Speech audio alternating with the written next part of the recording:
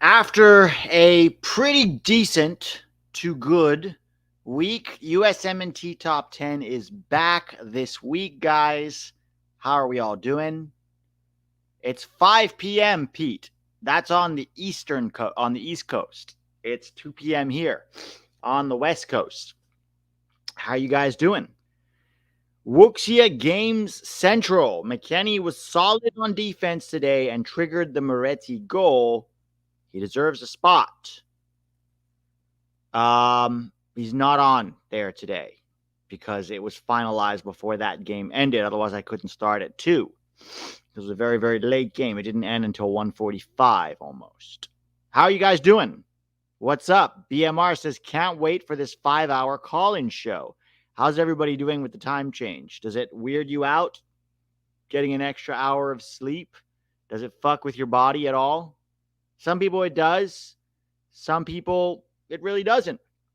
Kevin says, sup, Pete, watching St. Louis City while watching you. Why did I get fuzzy all of a sudden? Goddamn camera.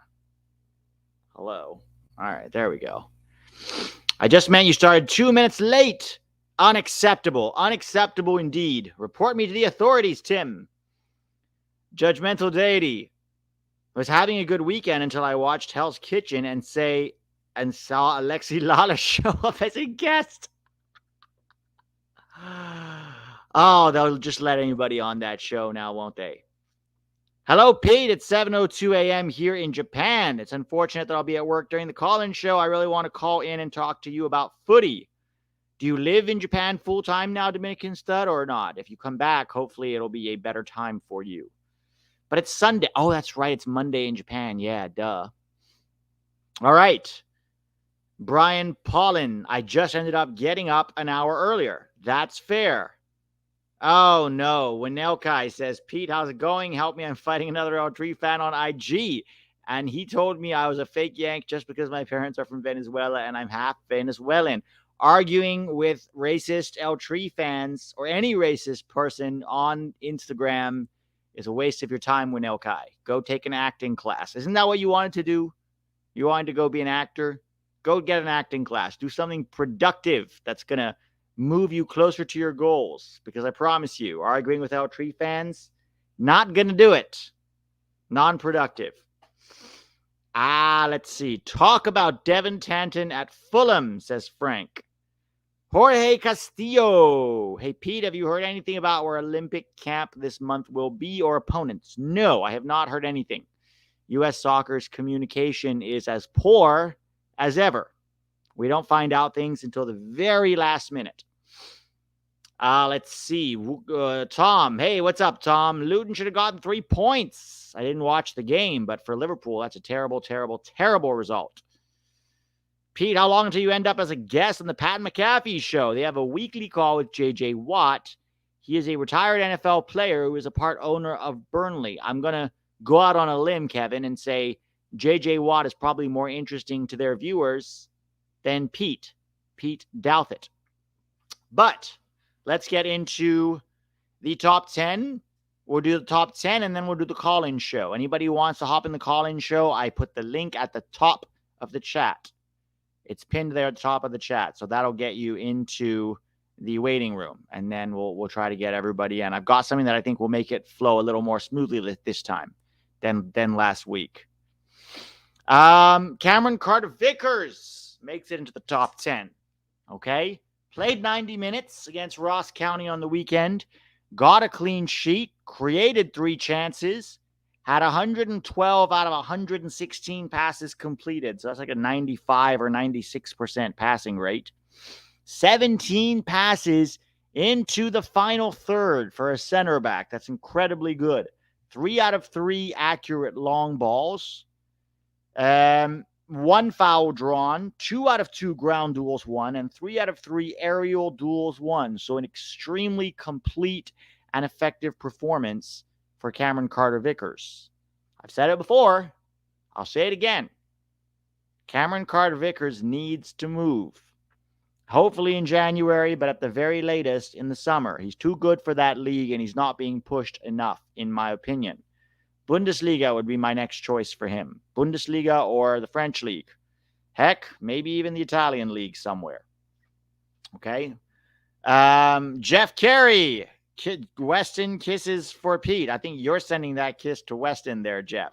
But thank you. So that's Cameron Carter-Vickers. Good for him. Brian Reynolds from Westerlo gets in at number 9, played 90 minutes against Leuven, won 1 penalty, kept a clean sheet as a member of the back line, 1 out of 1 successful dribbles, 1 out of 2 tackles won, 4 out of 7 ground duels won, 3 out of 5 aerial duels won, and 1 foul drawn. I'm going to go out on a limb and say that foul drawn was the penalty. Death, taxes, and Jeff thirsty for Pete. So this was the penalty that Brian Reynolds won. He surged onto the right-hand side of the box, skipped past his man, and he went to ground and fouled him and did not get the ball. Very clear penalty. That was the opener to make it 1-0 in the 62nd minute and help them collect 3 points to pull away from that relegation zone for Westerlo, because it's a tough place for them to be in right now. Number 8, a rare MLS appearance. Now, you guys know I don't typically put MLS players on here unless it's a very quiet week in Europe, simply because of the lack of competitiveness and stakes in MLS and also the terrible level of defending. That being said, when you have 2 goal contributions and you're 21 years old in an important playoff game that could have knocked Dallas out of the playoffs, Bernard Kamungo showed up. Bernie Kamungo, the Tanzanian-American international left-footed winger, played 73 minutes against the Sounders at Toyota Park in Dallas, had 1 assist for Paulie Nips, and won 1 penalty. He also had 2 out of 3 successful dribbles, 1 out of 2 accurate crosses, won 6 out of his 8 ground duels, and drew 3 fouls. Very interesting young winger coming out of Dallas there with quite a cool story when you look into it. He's a Tanzanian refugee. This was the assist to Paulie Nips. He cuts onto his left foot from the right and chips it into a good area. Unfortunately, nobody marks Paul Arriola as he drifts into the box and scores with a header. 4 foot, 3 inch Paulie Nips scores with a header. So not sure if the Sounders defense should be too excited about that. But good for Bernie for, finding him with that cross. And then this was the penalty that he won that led to Jesus Ferreira scoring the penalty. It was good work. And he was definitely fouled. It was a clear penalty. And that made it 1-0. No, that was 2-0 actually. Paulie Nips' goal came first. Then Ferreira scored the penalty. Number 7, Giovani Reyna. And I toyed with the idea of not putting him in simply because against Bayern he didn't play. But he did have a very, very good game against Hoffenheim in midweek. Created 5 chances, 95% passing accuracy, 3 out of 3 accurate long balls, 1 out of 1 tackle won, 4 out of 9 ground duels won, and 3 fouls drawn. Yes, he didn't play against Bayern, but this team of the week, USMNT top 10 is for the whole week. So if you have 2 games in that week, your other game can be weight for you if, in fact, you played well. Good for Gio. That was a very complete game, and it is absolutely bizarre that he didn't get on the field against Bayern. I could maybe, emphasis on maybe, get with the idea that he shouldn't have started because he played 73 minutes in midweek, and maybe they're talking about, load management for a guy who's been injury prone in the past. That being said, even if you don't start him, there were 5 subs. 3 of them were attacking subs. He did not make it off the bench, and Dortmund went on to lose 4-0. It honestly could have been 7 or 8-0. Bayern missed quite a few chances. Quite a few. And their goalkeeper had to make some really good saves. Richardson. Sorry, I'm looking at the chat. Dortmund's goalkeeper. Kobel. But good for Gio having a good performance. Let's see what happens in midweek against Paris Saint-Germain. Hopefully Terzic is gone soon because he's an absolute moron. Austin Trusty for Sheffield United helps them to get their first ever 3 points this season. winning 2-1 away at Wolves. No, 2-1 at home at Wolves. Played 90 minutes, 1 goal involvement. He made the throw-in that led to the goal. That's, a little over the top to say it was goal involvement. But 81% passing accuracy, made 1 block, 3 clearances, 1 headed clearance, 2 recoveries, won 1 out of 4 tackles, 2 out of 4 ground duels won, 0 out of 4 aerial duels won. He's not been perfect in the Premier League in his last 4 starts. He certainly hasn't been perfect, but he's been competent, and I think that's huge for a center back that nobody had in their depth chart just a year and a half ago when he made that bizarre move from Colorado Rapids to Arsenal to now being a Premier League starter. Do I think he's going to be a Premier League player for long? No. I think once this season is over and Sheffield get relegated, then he'll be, a championship defender, which may just be his level. But the fact is, he is looking like decent. A little shaky at times, which is understandable considering they're his first minutes. And who knows, maybe he'll grow into the role. Maybe he'll grow into playing in the Premier League and he'll look better. But certainly he's improving as a player. And, Austin Trusty is a testament to what a player can do when they get themselves outside of their comfort zone, go test themselves at a higher level, work their butt off to improve on multiple aspects of his game. 6 months training with Arsenal, a year in the championship, and now he's looking okay over at Sheffield. So long may that continue. Number 5, Malik Tillman versus Heracles. Played only 36 minutes, came off the bench after his last quite poor showing against Ajax, but redeemed himself with a nice goal, created 5 other chances, 1 out of 3 accurate crosses, 1 out of 1 successful dribble. Didn't win, too many of his ground duels, in all honesty. But you get a nice goal in the 6th best league in the world, you're probably going to make the top 10. This was the goal. Cross came in from Joey Veerman on the right, and he nipped in front of the 2 center backs, and he really just guided it into the goal. He, almost deflected it in. Didn't hit it too hard, just put enough spin on it to put it into the far corner of the goal. So actually a very, very nice finish. A lot harder than it looked. I'll tell you that. Number 4, Kevin Paredes for Wolfsburg. Started his 2nd start this season. Played 84 minutes. Scored the go-ahead goal for Wolfsburg, which Bremen eventually equalized on to finish the game 2-2. He drew 4 fouls, which was a match high for Kevin Paredes. 8 out of 15 ground duels won. Did not win any of his tackles. Did create 1 chance. More of a key pass than a chance created, to be honest. But good for him. I think it's kind of flying under the radar that Kevin Paredes is starting to get starts in the Bundesliga at just 20.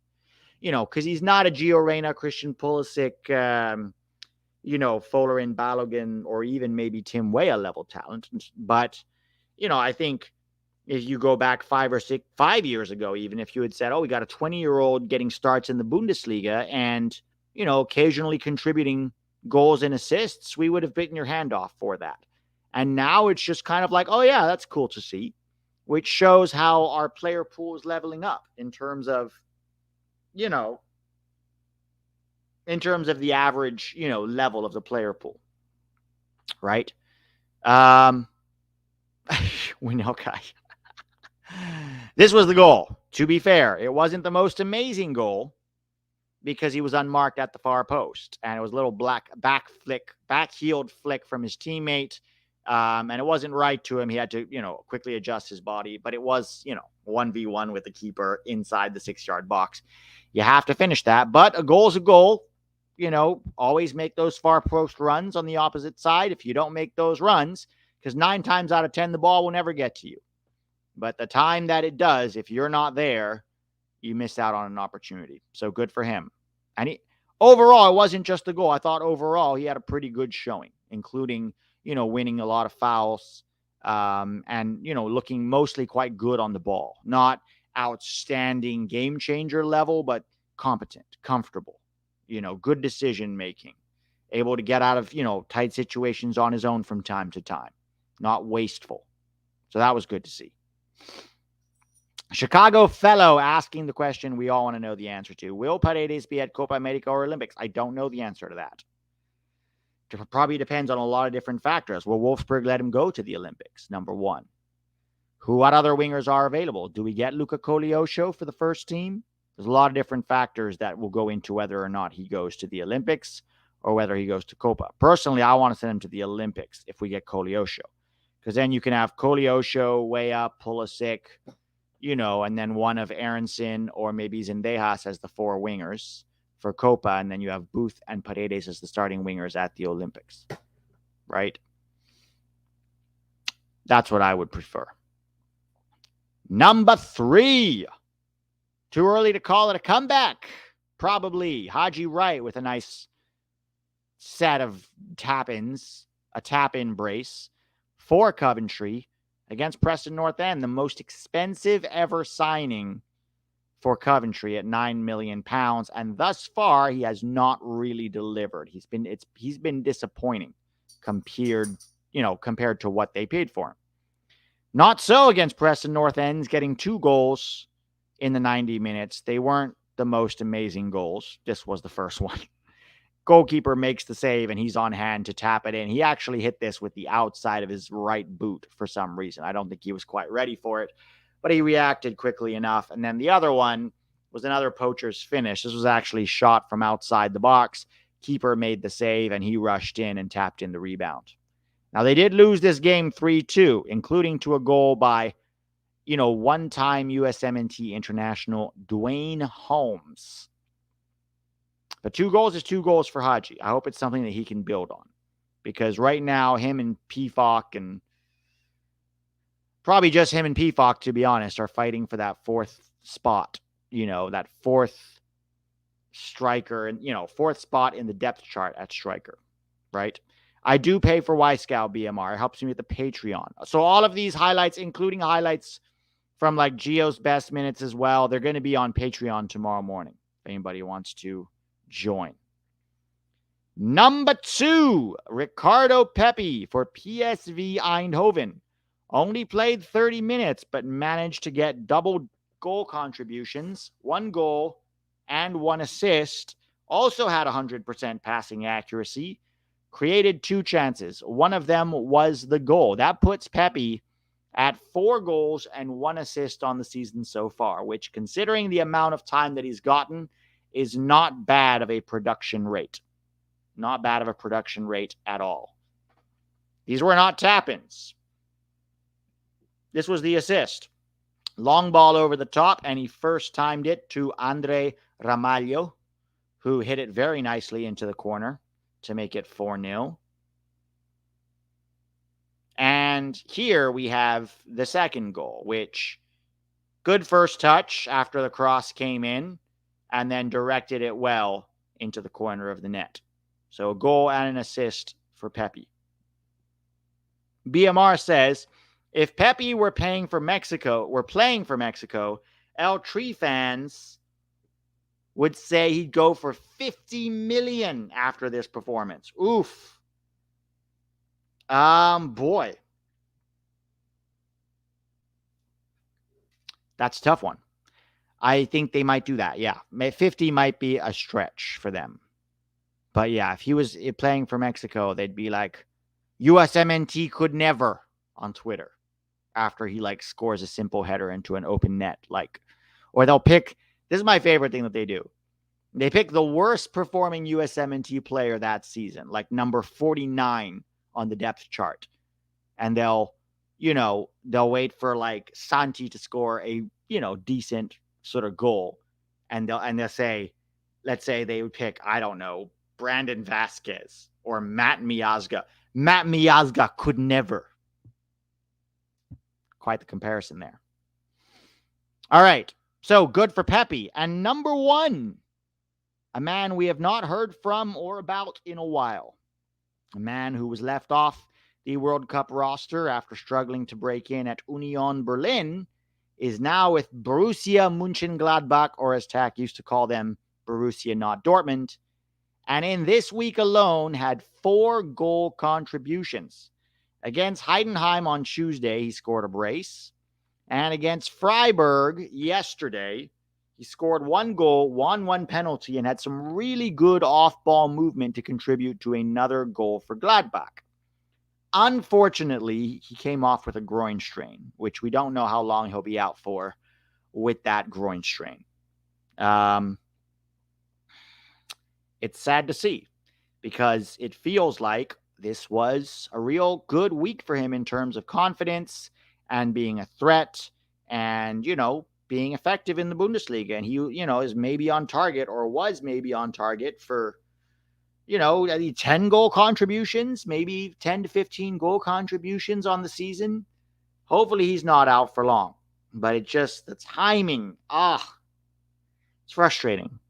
It's frustrating to see him make a comeback like this week and start doing so well. And then, just get injured. We have the worst luck sometimes, guys. We really, really, really do. This was the first goal against Heidenheim, I believe. Nice little chipped header for him there, which was good to see. This was the second goal. Cross came to him. Wasn't really well marked, but still managed to, score the goal. Again, it's like, some goals are greater than others, but they all count the same on the score sheet. And then this was the goal. No, this was the other goal against Heidenheim. I apologize. This was the other goal against Heidenheim. A very nice left-footed finish in a very crowded box after the cross came into him. This was against, who was it? I'm confused here. Freiburg. This goal was against Freiburg. These guys are not this is not in order. This was 1 goal against Freiburg. This was the 1 goal against Heidenheim. This was 1 goal against Heidenheim. Those were the 2 braces. And this was the penalty win against Freiburg. The guy literally dragged him by the leg as he was making a run into the box. Grabbed his leg and pulled him down. So, good for Pefok. And he also, it's not shown here. It'll probably be on tomorrow's, Patreon highlights. Really, really, really good movement to get to create space for his teammate to score on the weekend. So hopefully he's back soon. These were other candidates who were almost there in the top 10, but not quite. Alejandro Zendejas with yet another goal for Club America, this time against Tijuana. Paxton Aronson did manage to get an assist versus Victoria Köln. Might have made the top 10 if you didn't see how awful did it. It wasn't that the defending was awful. And this was the German Cup, right? It wasn't the Bundesliga.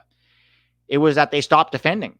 They just stood there and watched, and he had time to take it down. He probably took too long, honestly, to put the cross into the box. He took it down, waited for his teammate to arrive, and side-footed it to him like it was the end of a training session where everyone was, you know that training session you do with players where you're trying to train the attack. So you tell the defenders to kind of defend at 50% level for the first bit while they warm up to the tactical nuance of the exercise. That's kind of what that looked like. So that's why he didn't get into the top 10. Dante Polvara, who kind of came out of nowhere, signing from USL to, Aberdeen, playing in Scotland, has his third goal contribution of the season. A really nice assist against Hibernian. He came off the bench and made a really good through ball in transition for a teammate to score. Gianluca Busio scored a good goal for Venezia. So those were the 4 who were there or thereabouts. I also want to give a shout out to Gabriel Slonina, who helped Eupen to get a good, solid point while making 4 good saves and having some very good passing as well. So shout out to him. So those were the other candidates, guys. Not a bad weekend overall as top 10 goes. And I'm losing light, so let me turn on my ring light here, and then we can get into the call-in part of the show, which everyone loves.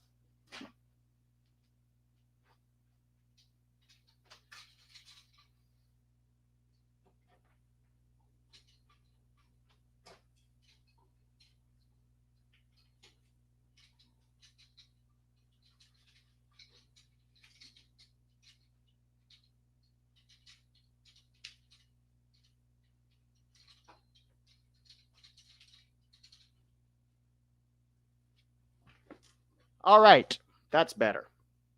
11 Yanks, prediction for aggregate score versus Trinidad. Ooh. I'm going to say 6-0. I'm going to say 4-0 at home. No, I'm going to say 5-0 at home and 1-0 away.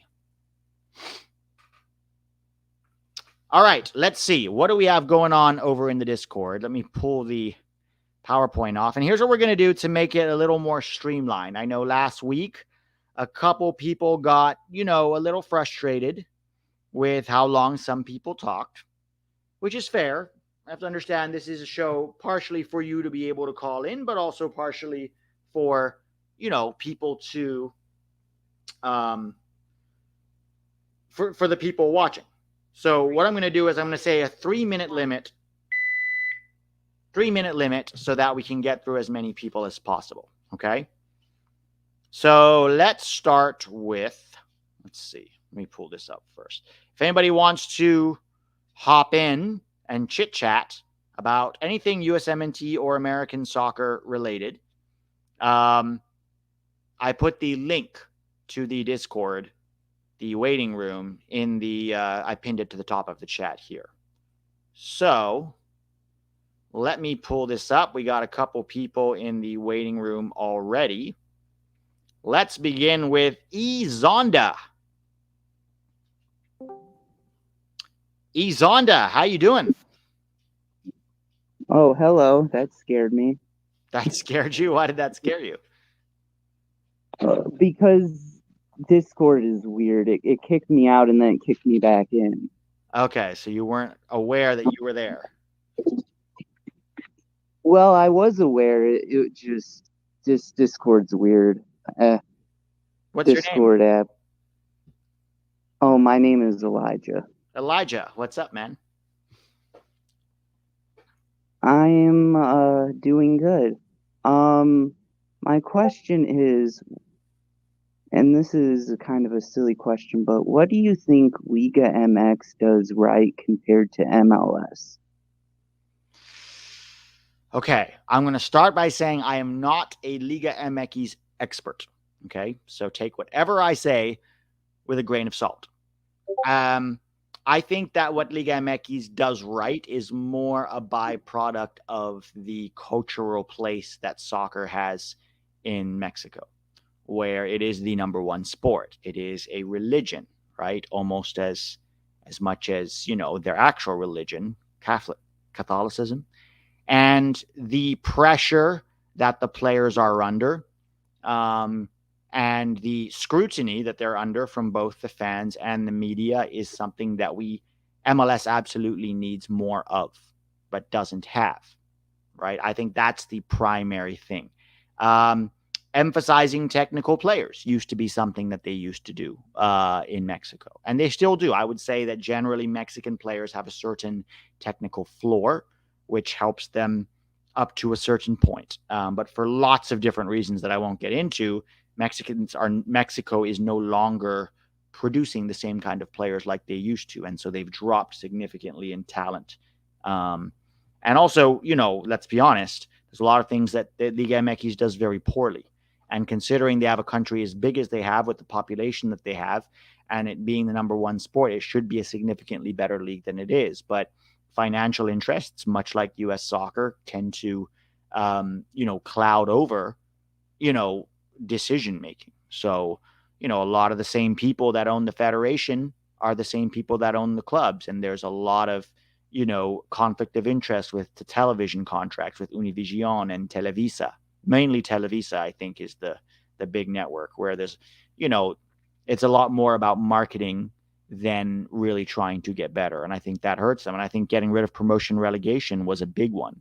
Corruption is a big, big problem in, the Mexican Federation and also with the clubs. That's my extremely limited view of what Liga MX does well and not so well. All right. And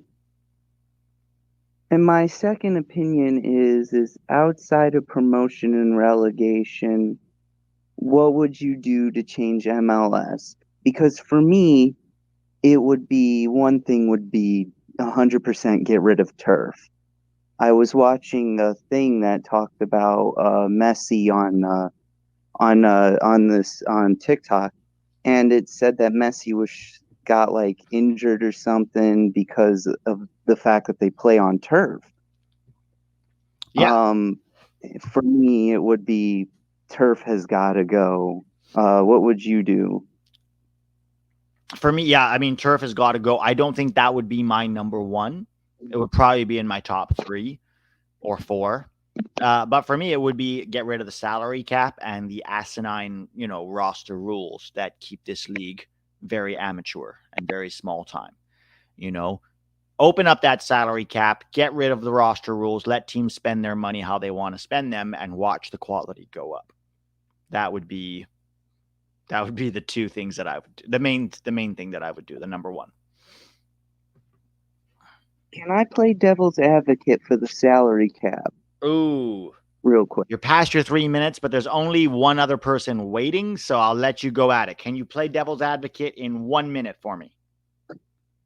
Okay, so we have a good string of players going to Europe. If you increase that to a certain extent, you might end up with a situation like Liga MX or even Saudi Arabia to a certain extent, where they make so much money that they don't want to leave and go to Europe, which is much better.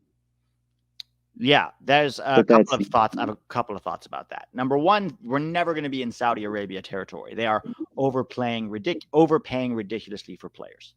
I think that most MLS level executives understand the level of a player and how much they can offer them compared to their actual value. So I don't think that they would necessarily overpay a player. I think they would still understand that this player might be a good player, but they can get, if they feel like they're overpaying, more than this player is worth, why not get a different guy to come do that? Not in every case, but I'd say in most cases. Furthermore, I don't think most of our young Americans end up going to Europe just for the money. I think it's a lot more about they want to play at the highest level. They want to push themselves. They want to challenge themselves. And so while I think you might be right that there might be a few cases where maybe players would return a little earlier for money, I don't think it would significantly impact how many real quality players will end up going abroad. Furthermore, even the ones that do stay would now be playing in a significantly better league than they would otherwise, because of the increased salary cap would mean an increase in quality across the board and thus a more difficult, challenging league to play in, if that makes sense. Okay. Thanks for having me on. No problem, Elijah. Thanks for hopping on, man. All right. Bye. Have a good one.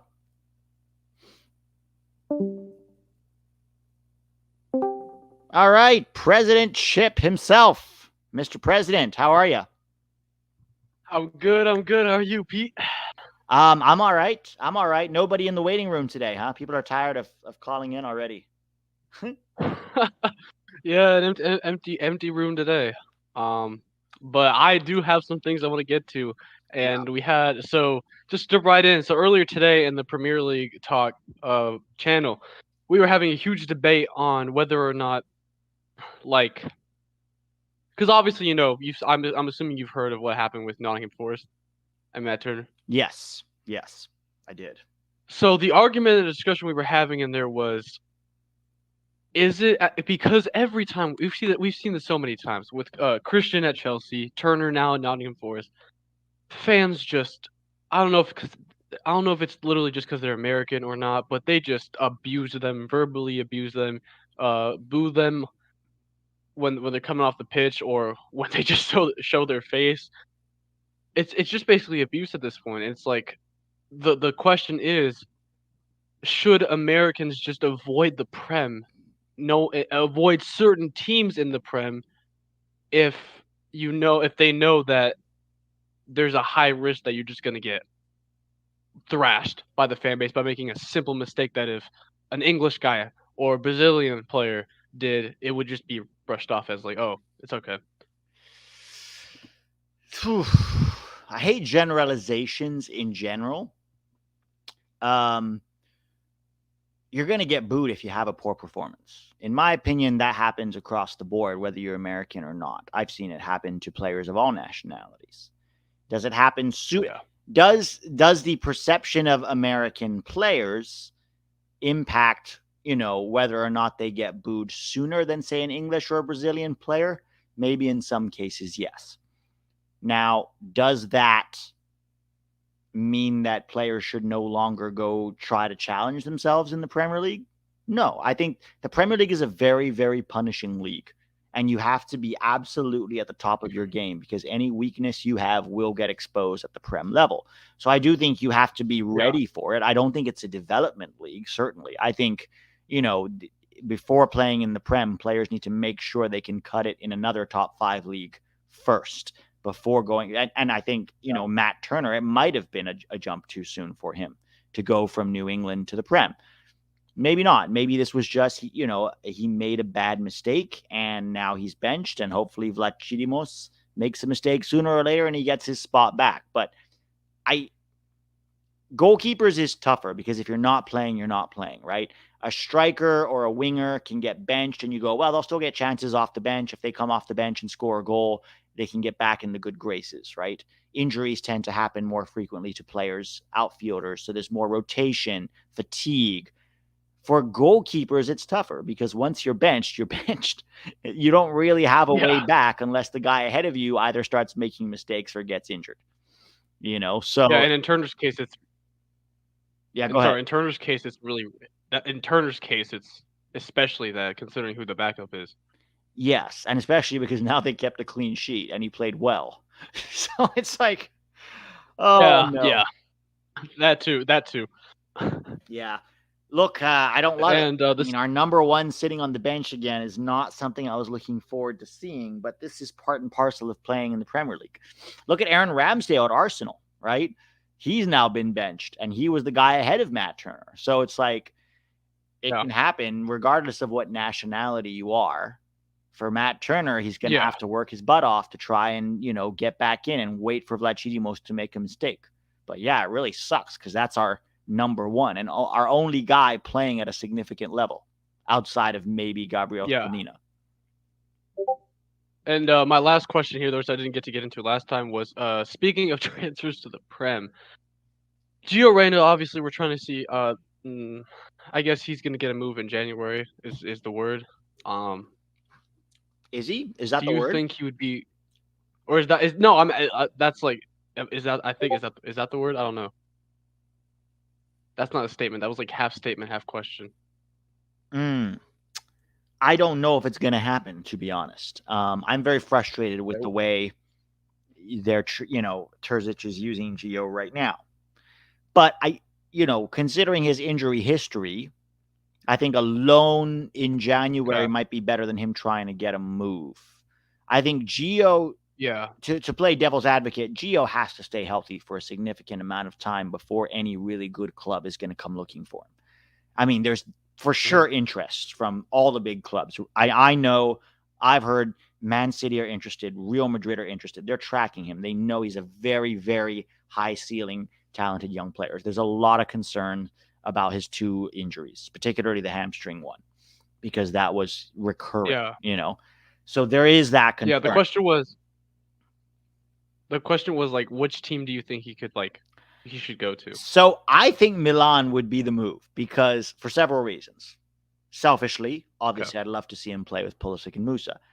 A. B, I think the Serie A is a good, it's a little bit of a slower, I don't want to say slower league because people will take that out of context. The tempo, it's a little more tactical and a little less high tempo than the Prem and the Bundesliga. And I do think that Milan is missing a creative spark in that midfield. And I think that's very clear. I think it's a lot of let's try to get it to Giroud, who can then flick it off to one of the 2 wingers, right? Or let's get it down the wing and hope that Pulisic or Leao can make something happen. I think that hole in their midfield is what that creative, spark is exactly what they are missing. And they're in danger of getting dragged behind on this Scudetto challenge and in danger of not getting out of their group. And so I think a loan for Gio Reyna for 6 months, I think he'd start. They also don't have any goal-scoring midfielders, right? Musa's not a goal scoring name. Neither is Krunic. Loftus-Cheek is now injured, right? Reinders has been good, but he's not really a goal scoring guy either. So 6 months in Milan, and then he can, and again, if he can stay healthy, then it pushes his price range up. And if he doesn't want to re-sign with Dortmund, then he's got a year left in the summer of 2024 after Copa America, and somebody takes him. That would be my first choice. Yeah, my only hope is that he doesn't end up like Pulisic and goes to some Prem team that's in the dumpster fire and stays there for 2 or 3 seasons and ends up rotting over there like he has at Dortmund, basically. Well, it's like I was saying earlier about the Prem being very punishing. I don't think he's ready for the Prem yet. I think he needs to, not with his injuries. Not with his injuries. And also, look, if you watch Gio play, he plays a little slower, right? He isn't that high tempo player that's just boom, let's go. He takes his time, but he almost always makes the correct decision on the ball. He dictates tempo. And I'm worried that I think the only clubs in the Prem that he could suit would be Man City and Arsenal. Those would be the two that I think he would suit them. But I think at the rest of it, I'm not sure it would work. And even those two, I don't think he would start for either of those clubs yet. So I would wait on the Prem if I was Gio. I would look for alternative moves before the Prem, in my opinion. Yeah. All right. I did have one more thing, but I guess I'll save it for like the when you and I talk later after the show. So I'm gonna let these guys go. And thanks for having me. No worries, man. Thanks for hopping in. Yeah. All right. See you.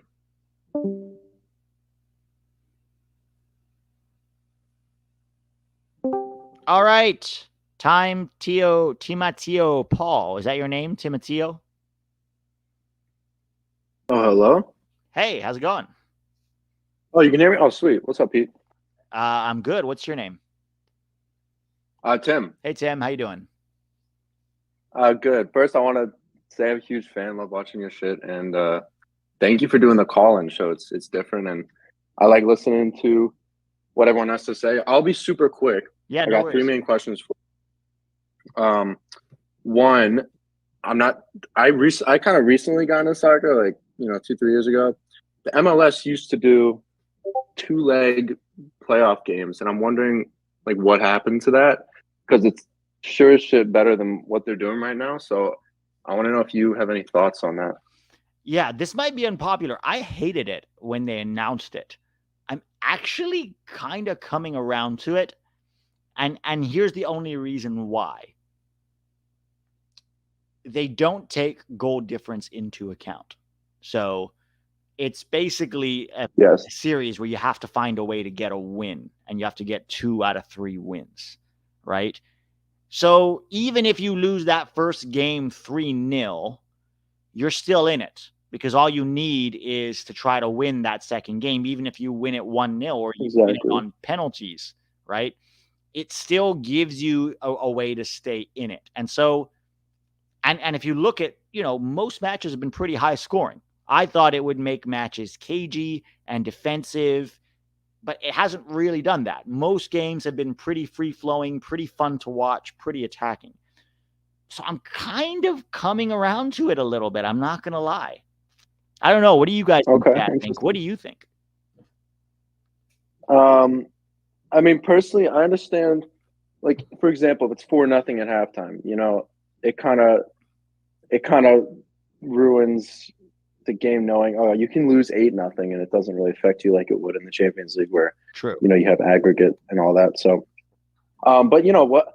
At the end of the day, you got to win a game. So I think there's that part to it as well. Like, goals scored shouldn't matter. So I understand kind of both perspectives. So, it's just for the first round, right? Yeah, I think in the next round they go back to the 2. I think so. I could be wrong, but I think they go back to the 2-leg playoff. Or is it a 1-leg playoff? I think it's just single. It might just be single. It has been. Oh, is it single knockout? I mean, I like single knockout too, because it gives a distinct advantage to the home team, the higher seeded team.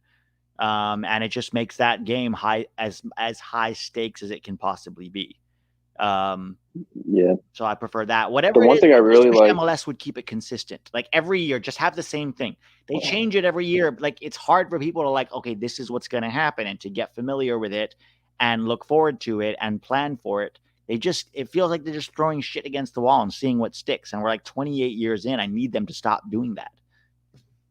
Agreed. The best thing about it, to me personally, is that each team gets a home game and you get to see each team's home crowds and all that. I love that. I love when the crowds get into it and all that. So, yeah. All right. Thank you there. Favorite soccer player of all time? Of all time? Oh. And now. You can do both. Oh, I mean, favorite soccer player. Not like any in the world, right? Not American? Anyone, yeah. Clint Dempsey. 2. Okay, I'll give you my American pick. It's Clint Dempsey. Favorite just because of what he embodied. There was nobody more American, in my opinion, than Clint Dempsey. And as far as overall, I mean, Messi is an absolute joy to watch, but I don't know if he favorite player of all time. That is so tough because some of that is emotional, right? Like I have a big admirer of Wayne Rooney when he, I followed his career when he first scored that goal against Arsenal for Everton when he was 16 years old at Galazzo. And I followed his career all the way through with Manchester United in England. I'd probably say Wayne Rooney. That's a good one. What about right now, currently? The current. Well, how about like favorite to watch? Most exciting player to watch in general. Ooh, most exciting player to watch. You could make a U.S. player if it's easier. I mean, if it's you, my favorite American player is Gio Reyna. I don't think that's a secret to anybody on this channel. Like everybody knows I'm a huge Gio stan. Okay. Let me say this. He's not playing anymore, but Riquelme. For me, Juan Roman Riquelme, the Argentine 10 who played a long time for Villarreal, is one of my favorite. I'm very partial to creative attacking midfielders, to 10s. And he was a guy who would not defend at all. He could not give 2 shits about defending. But boy, this guy was absolute magic on the ball. And I absolutely loved the way he played. I also felt Francesco Totti, the Roma and Italy captain, was amazing for a very, very, very long time. But I'm very partial to 10s. So. Okay, good. Thank you. And then last one. So I know you coached soccer in India. Well, what's kind of make it as brief as you want, but what's like your soccer background? How'd you get into it? And then how did you start doing YouTube as well? How'd you get into that? So real quick, I studied coaching in the UK at Anglia Ruskin University. They had a degree. It was coaching for performance in football, Bachelor's of Science in coaching for performance in football. And I was like, okay, cool. I want to learn how to coach. And so I did my D license and my E license in the US, and I looked for a degree in coaching, and I did that in the UK. And then that's how I got to India, where I was coaching. I started my own academy while also coaching for Arsenal soccer schools. And so that's kind of how, and then YouTube was really just when during the pandemic, I was bored and I had nothing to do. And I've listened to many, many, many podcasts, and I'd always thought of starting a podcast, but the, USMNT podcast space seemed a little more saturated. Whereas I noticed, with YouTube, there was not much USMNT content. So I was like, if I'm going to start some kind of content, it should probably just be, something I can do on YouTube where there's like a gap, where there's a vacuum. And so I didn't plan to do it like permanently or full time. I just started making a couple of videos and people liked it and started watching it. So I just kept going, and the rest is history. Yeah, awesome. Well, yeah, look, you and Tack have been killing it. I literally listen to every video you guys post. I listen to, on the way to work, whatever. So thanks. Keep it up, and thanks for letting me call in. Appreciate it, man. Thanks for calling in. Yeah. Have a good day. Yeah, you too. Next up, we have one of the best. What's your name, man? What's up, Pete? It's Lewis. How are you? Hey, Lewis. I'm good. How are you doing? I am good. Another Sunday, another good old top 10. Looking forward to it. Hopefully your day's been going well. I'm gonna try to make this quick since I think I only have 3 minutes. Right? Yeah. I mean, I'm not strictly enforcing it because people are staying quick and punchy, so that's keeping it good. But yeah, go ahead. So I looked at the qualifications or like the rules to host a World Cup. Okay. And I think I've deduced it. I put it out there in the Discord chats as well. But I believe that there's a solid chance that the United States will host in 2038. And so let me explain why. Because like for once a confederation hosts a World Cup, you can't host the next 2 World Cups. Yeah. The 2030 World Cup will consist of CONMEBOL, Morocco, which is the African Confederation, and then UEFA with Spain and Morocco. So we would have already been prohibited from hosting that next World Cup, and then 2034 we would have left Oceania and Asia, and it's basically going to be Saudi Arabia for Asia. Yes. And so after that comes 2038, and the only federation who would be open is once again CONCACAF. So I'd have to deduce that it would be the United States again hosting in 2038 because it can't be Australia because Australia is part of Asia. Yeah, I think I wouldn't look too strictly at these rules. I think what we're learning with FIFA is that whoever they, pays the most money will get the World Cup and they'll find a way to justify it. For example, Asia getting it again only, 2 World Cups later, right? 26, 30, and then 34. 2 World Cups later, yeah. So 2 World Cups later, they get it. How do they justify that? Well, you just cram 1 World Cup into 3 different continents. Spain, it's Spain, Portugal, Morocco, and some South American teams.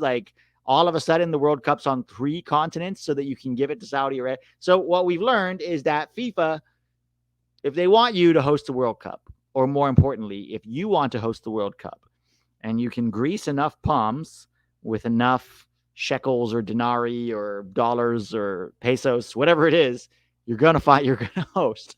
And they'll find a way to make the rules fit what they want as opposed to the other way around.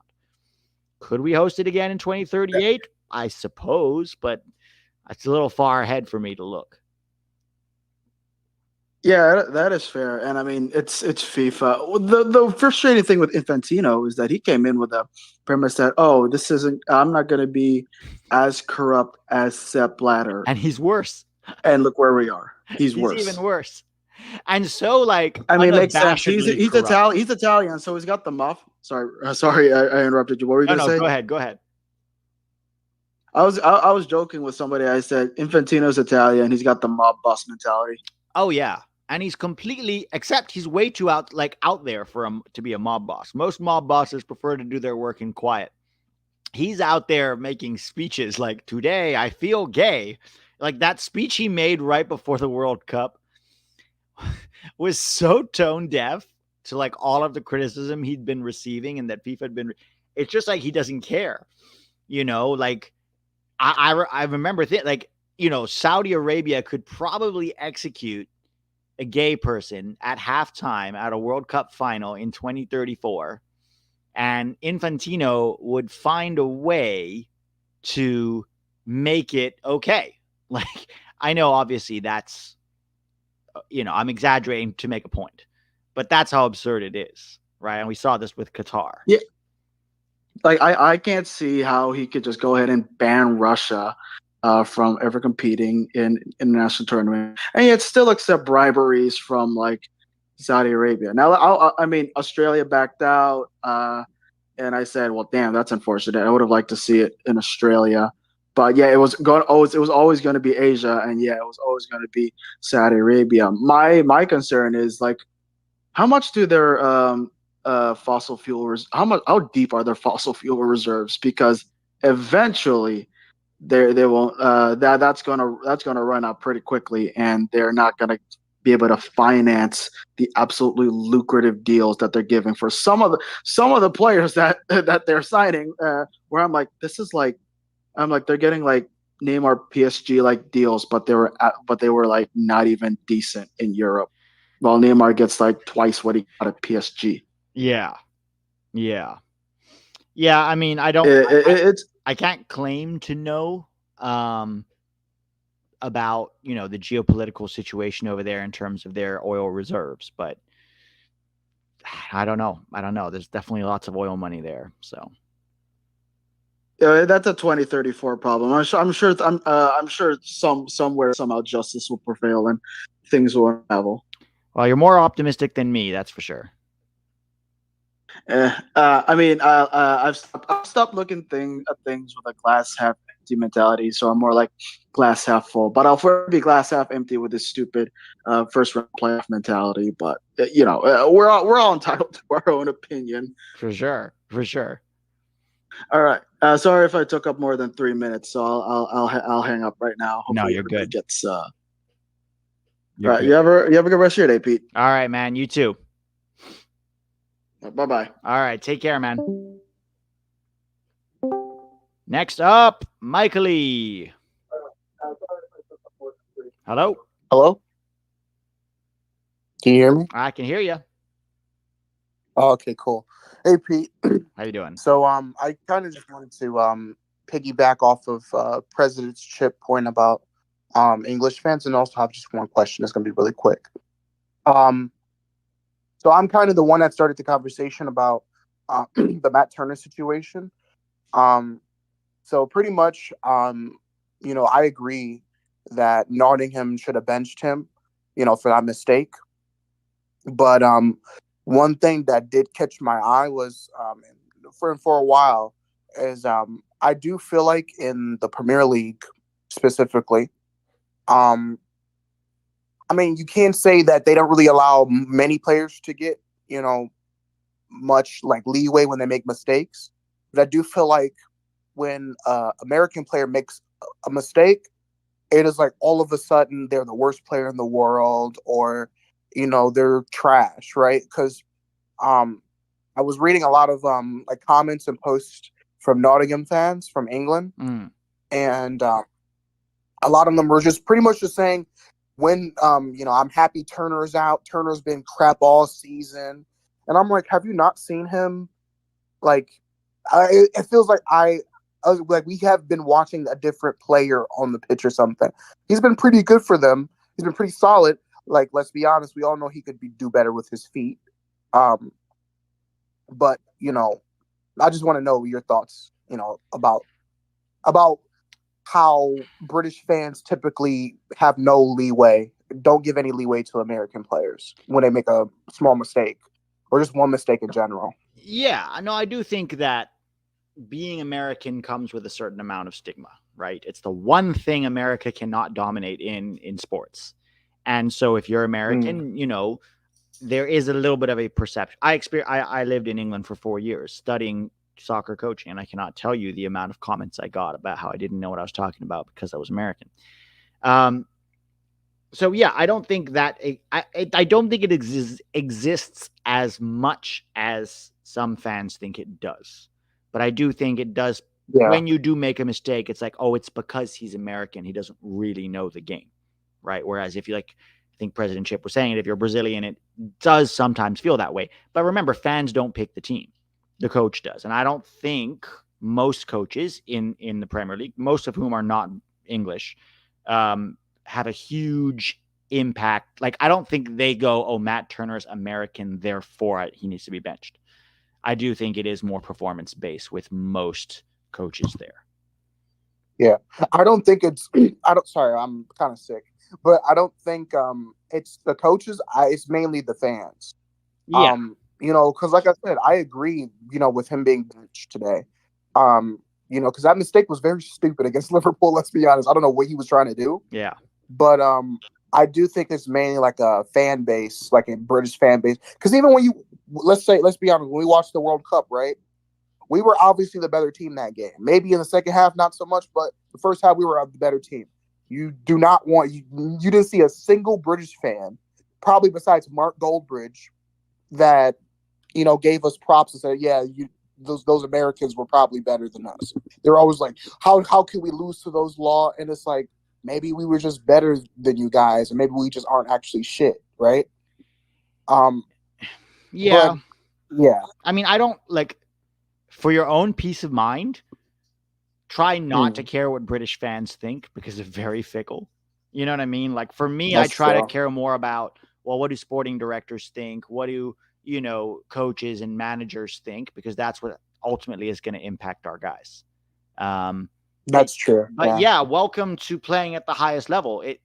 This is why MLS doesn't have that, right? Like, how many stinkers has Brad Guzan dropped in the last 4 years, and he's still somehow the number one in Atlanta? Like, this is why we want our guys playing at that level, because it is a, dog eat dog place where if you don't perform week in and week out, there is somebody chomping at your heels trying to get your spot, and they will. Right. My question to you is, so I watched the Wolfsburg game today because I was really curious about Kevin Paredes and how he plays, because I think that's actually the first game I've seen him play for them.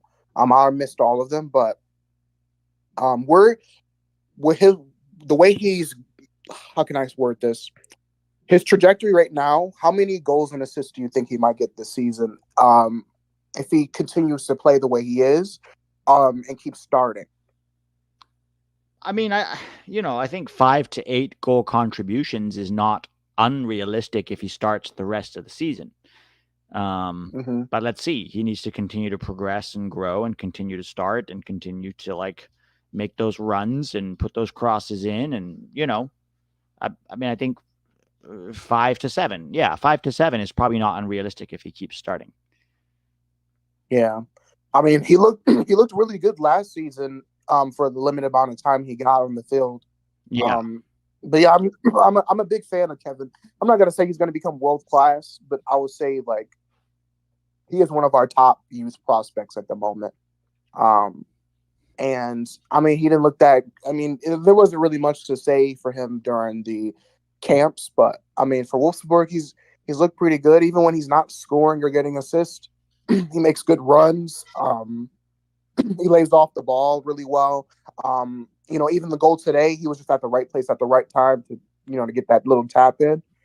I think he's a good little prospect for us. Yeah, I don't think that's all I want. I don't think Paredes has world class potential either. I think his trajectory is probably a decent top 5 league winger. Yeah, probably a mid-table winger, maybe somewhere in I don't know, Italy, or probably in the Bundesliga. Or La Liga, you never know, because he's decently technical. I think he could thrive in a technical league like La Liga, or maybe get a little bit better. But yeah, that's pretty much all I wanted to talk about today, Pete. Thanks for having me on. No worries. Thanks for coming, man. Yep. Have a good one, man. All right. Have a good one. Yep. See it. Tiago, welcome. Hello? Tiago, you there? Tiago? I think you're muted, Tiago. All right, we're going to kick Tiago out. Can you hear me? Oh, there we go. Can you hear me? Yes, can hear you. Hi, Tiago. How are you? Hello, Peter. I want to talk to you finally. So I'm going to be questioning about something that I think you have both of your interests, because as you coach and also you have degree and stuff, and also your other job as actor. So I was thinking about the last show that just Apple TV that honestly it was a big fail.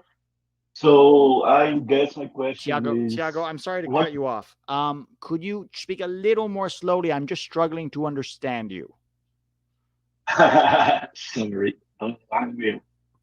Anyways, I just gonna ask if what American player you think would be a good spot to be a documentary movie or something like a drama movie based in real life. What kind of play would you choose as a director to make a move to, I don't know, to make soccer more popular So, in like, US. what American player could we have a reality show about? In like, who would be the best for that? No, more like a documentary or a drama Like a movie. documentary? No, like, Huh. It's a good question. yes, since the actually was a big fail. I think probably, Gio Reyna.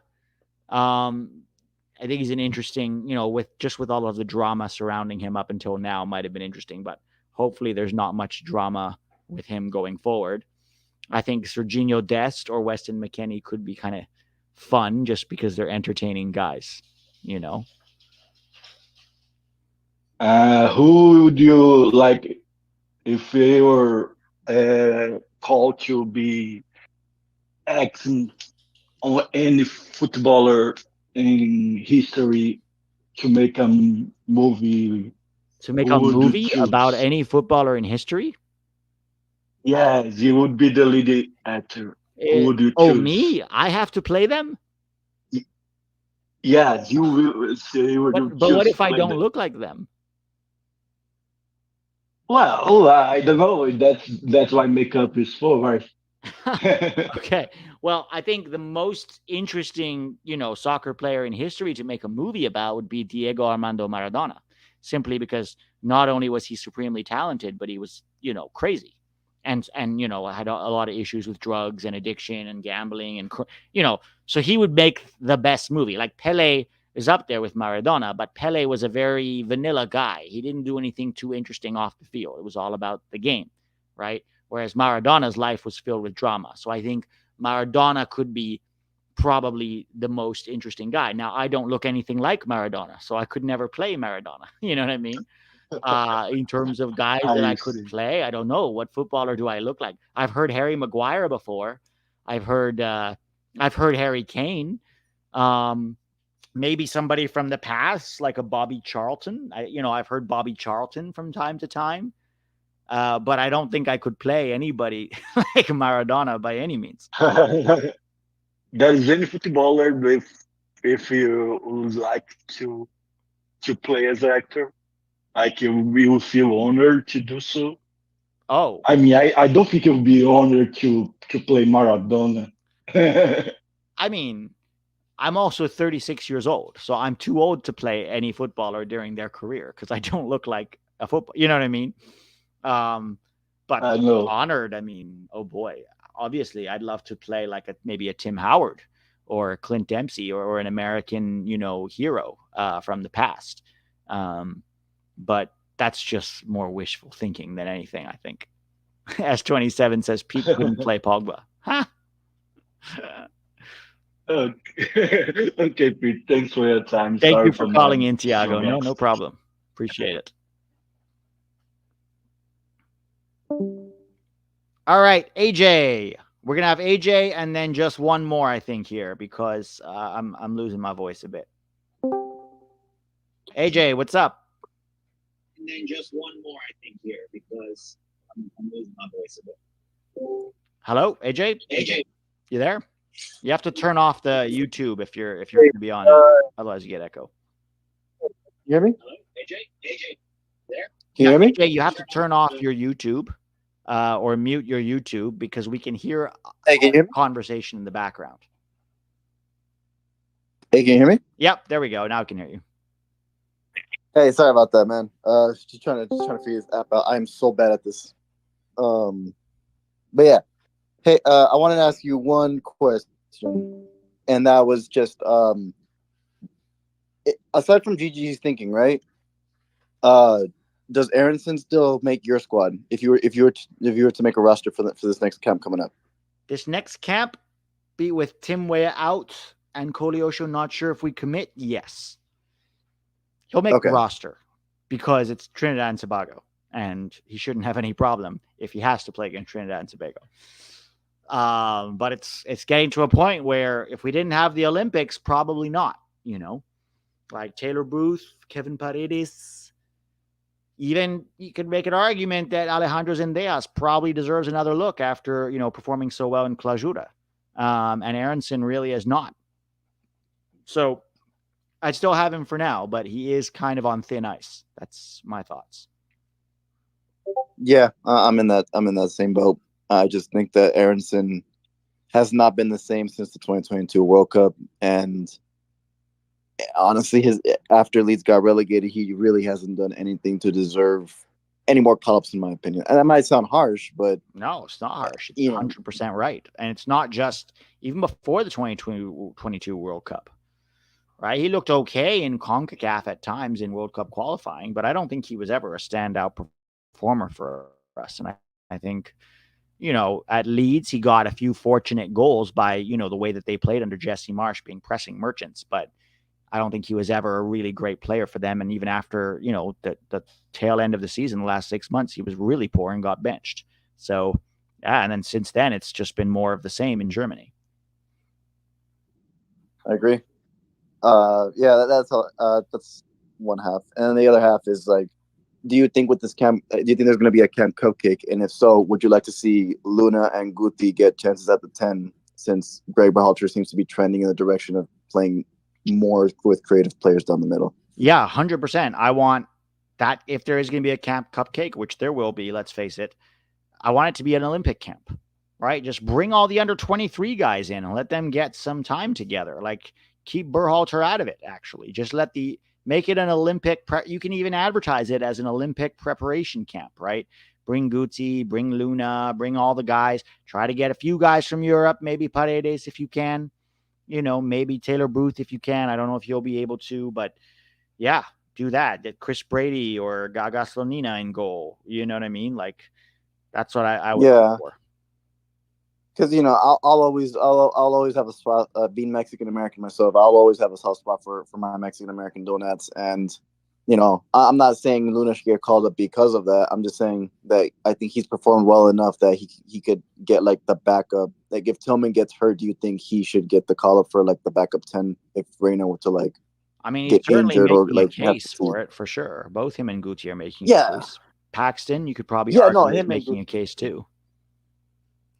Yeah, for sure. Luna and Guti they've not been world beaters this season, right? They've had their games, and they've had they're not so great games. But yeah, I was just wondering if you and I share the opinion that Luna should get a look, after this season he's having with ours. So yeah, I'd say Camp Cupcake would be a good time to get a look at Luna for sure. All right, cool. I didn't want to go. I didn't want to go shouting that on Twitter and get fucking flamed for it. So, you'll get slinged for anything on Twitter. I still get slinged all the time for what I think are very reasonable opinions. So, yeah, but like, I've got my stinky takes, man. Like, I just, there are the ones that I want to be taken seriously, and then there are the ones that I'll say like, oh, Sebastian Soto should come back. Obviously that's a joke. But that one you deserve to get slinged for on Twitter.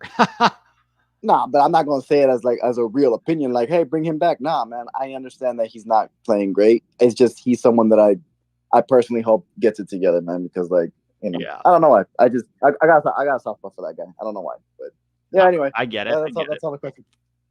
That's all the questions I have for today. All right, man. Thanks for hopping on. No problem, Pete. You have a good one. All right. Yeah, you too, man. All right. Peace. See ya. Chris. Welcome.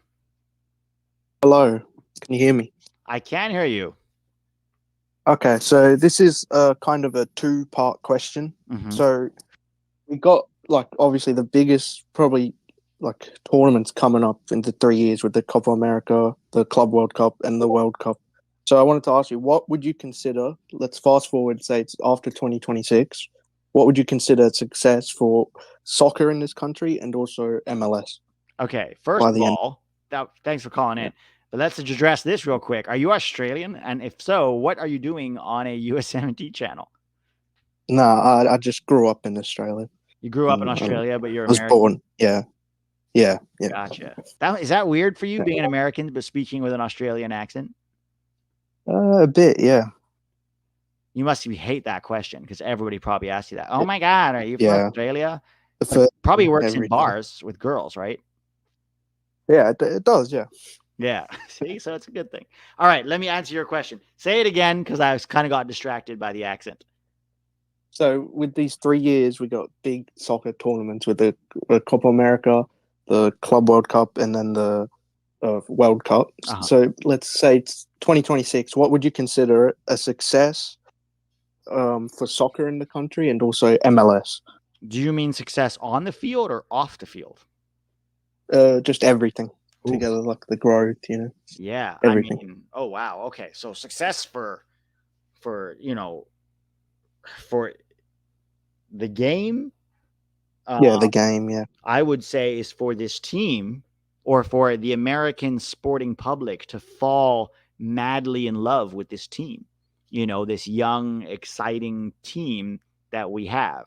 And in falling in love with it, then falling in love with soccer as a result and wanting to watch these guys play week in and week out in Europe. And, just passion, the growth of passion is, I think, we don't have enough of it. There's some interest. There is passion in as a niche sport, right?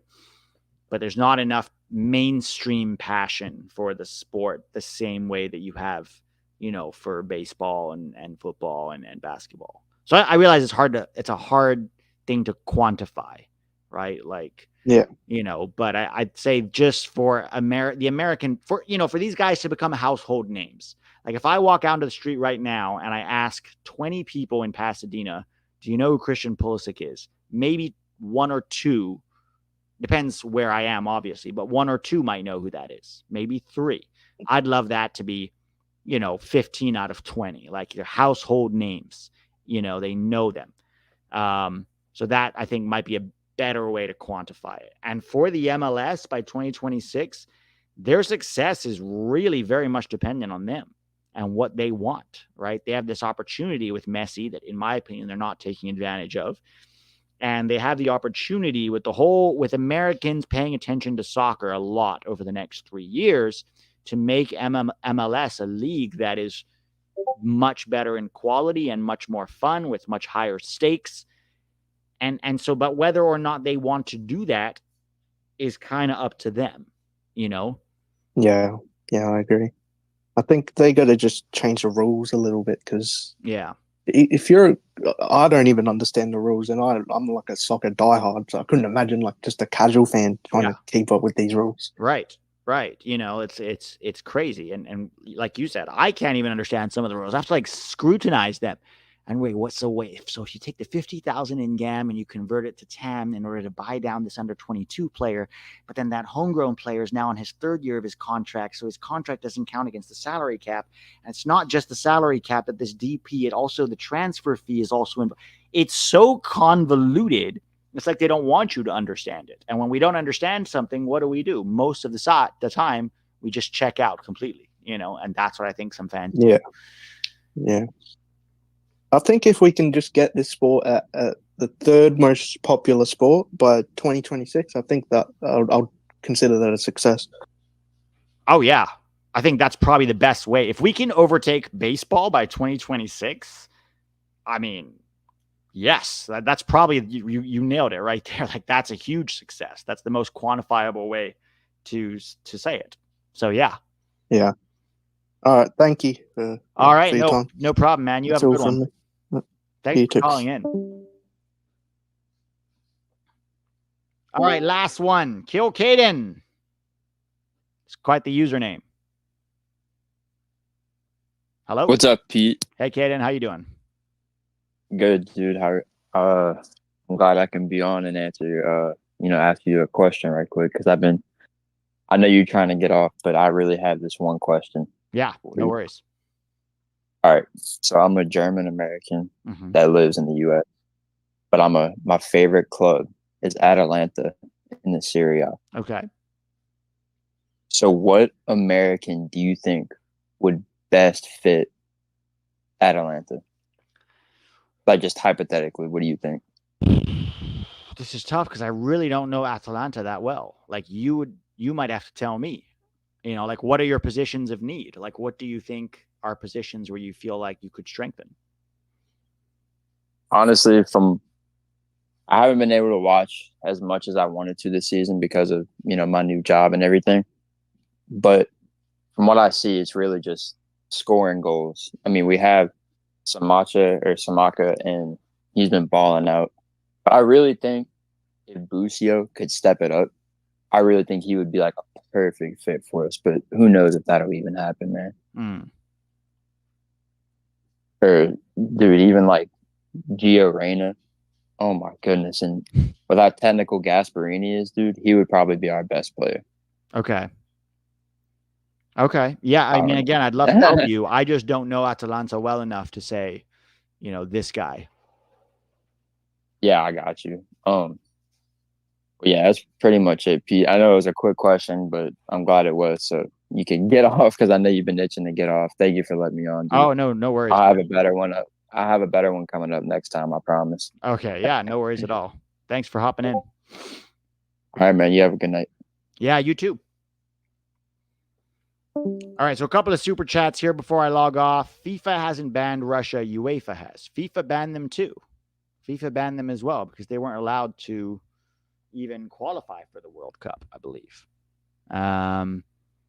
Sorry for leaving abruptly, Pete. LOL. Thanks for having me on. No worries, man. Also, I agree with your MLS take. If it was single leg, Atlanta would be screwed. Are you an Atlanta fan? That's right.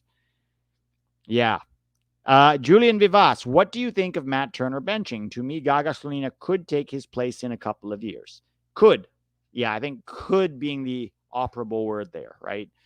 Gaga Slonina's on a good trajectory now, playing in Belgium, playing out of the back a lot. Chris Brady is also, playing out of the back for Chicago. I think those are two guys that could. There's also, let's see what Diego Cochin's trajectory looks like.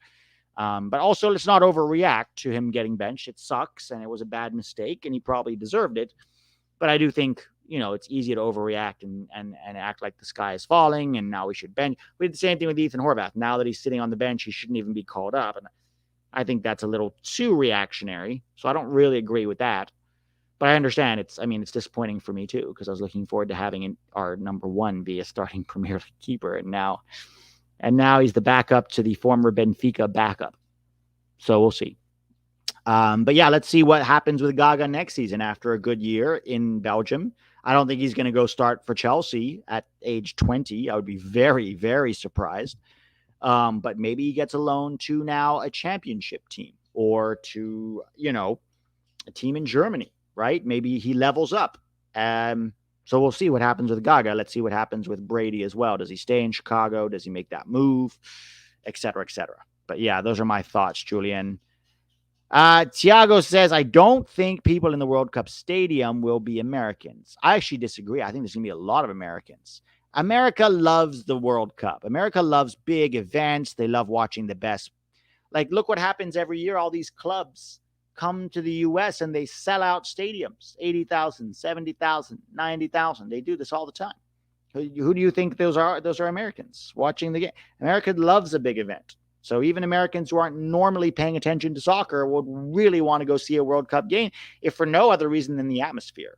So, of course, there will be a lot of foreign fans, obviously, coming to watch their teams. But I think it will be a good amount of them will also be Americans, for sure. All right, guys, been on this for an hour and 20 minutes. My voice is gone or going. So thanks for hanging. Happy Sunday. Roster should drop this week for USMNT camp. So keep your eye out for that. I don't know what day yet. Either Wednesday or Thursday, probably. And then obviously Tack will do the live stream for it, and I'll do a video. Have a great Sunday, guys. Thanks for being here. Smash that like button before you go. And I'll talk to you all soon.